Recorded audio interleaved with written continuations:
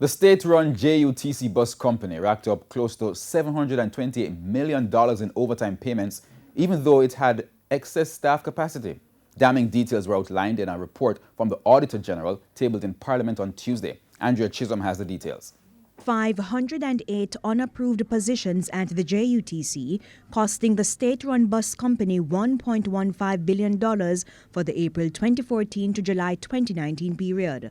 To make matters worse, there was no evidence that the unapproved staff created value by enhancing operational efficiency and improving service delivery.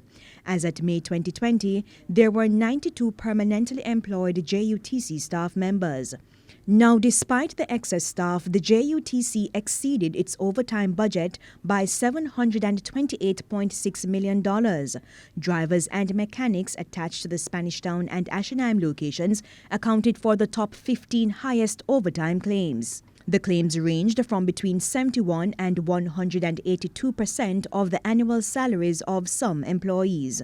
Meanwhile, the JUTC also breached its human resources policy when it failed to advertise vacant positions. From a sample of 21 senior managers, there was no evidence that 9 of the positions were advertised.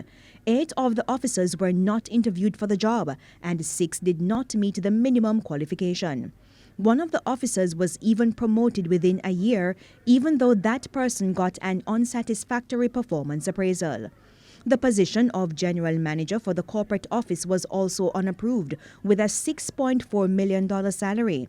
And for the unapproved position of Operations Manager, $4.3 million. There were no signed job descriptions.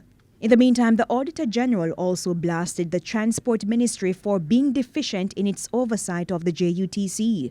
Government's corporate governance framework requires annual performance reviews of the board, but there was none.